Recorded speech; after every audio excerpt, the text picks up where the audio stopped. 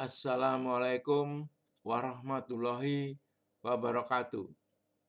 Bencana di Indonesia tahun 2002 sampai 2016. Grafik histogram ini adalah fakta kebenaran terjadinya bencana di Indonesia. Kejadian ini adalah akibat melanggar hukum Allah SWT. 16 kali lipat meningkat selama 14 tahun. Ini juga tren bencana Indonesia tahun 2009 sampai 2019. 3 kali lipat meningkat selama 10 tahun dan 25 kali lipat meningkat selama 17 tahun dari tahun 2002 sampai tahun 2019. Saya akan sampaikan fakta kebenaran sejarah bencana di zaman Nabi tahun 2650 sebelum Masehi. Ini berupa tabel, ini perilaku manusia, ini firman Allah yang dilanggar penjelasannya. Ini aturan fakta kejadiannya atau fakta kebenaran. Pertama, sikap taksib mendustakan terhadap ayat-ayat Allah. Al-Quran surat Al-Mu'minun ayat 27,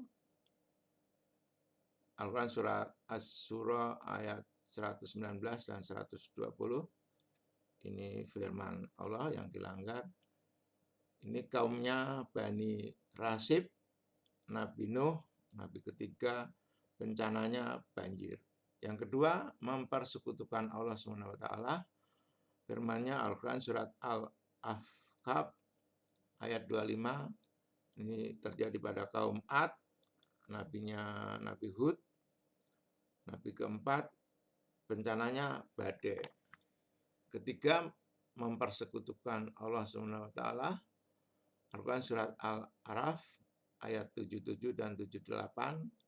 Ini firman yang dilanggarnya. Kaum Samud, Nabi Saleh, Nabi kelima, bencananya badai dan gempa bumi. Keempat, sikap taksib mendustakan terhadap ayat-ayat Allah. Al-Quran surat Al-Araf ayat 91 dan 92. Ini kaum Madian, Nabi Syuaib, bencananya gempa bumi. Itulah sejarah bencana. Kemudian grafik histogram dan sejarah bencana tadi adalah akibat dari pelanggaran hukum Allah SWT.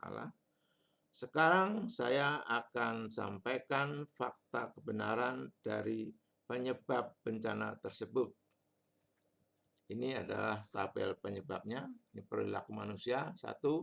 Israf, berlebih-lebihan. Ini firman Allah-Nya. Al-Quran surat Al-Rum ayat 41. Ini pelanggarannya, kejadian pelanggarannya ini, kejadian faktanya ini 72% hutan asli Indonesia telah hilang. Yang kedua, sikap zalim, berbuat aniaya diri. Al-Quran surat Al-Maidah 45, Al-Quran surat Ar-Ra'd ayat 17. Ini Permen PU, aturannya nomor 12 PRT /M/2014. Ini ada penjelasan membuktikan lampiran halaman 3 berdampak banjir, kekeringan, dan tanah longsor. Ini maksud saya kebijakan yang berbuat zalim tadi, yaitu drainase konvensional. Yang ketiga, kufur nikmat, mengingkari nikmat. Ini surat Al-Quran surat Al-Nahl ayat 120, 112. Ini drainase konvensional, yaitu membuang hujan secara masif dilakukan di Indonesia.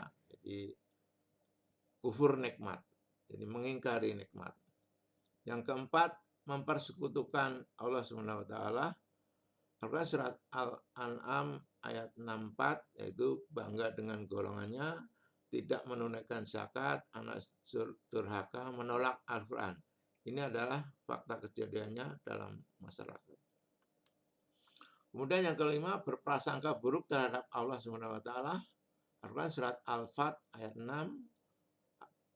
surat Fussilat ayat 23. Ini selama ini hujan dikambing hitamkan sebagai penyebab banjir. Padahal hujan itu rahmat, hujan itu nikmat, bukan penyebab banjir. Ini fakta kejadiannya.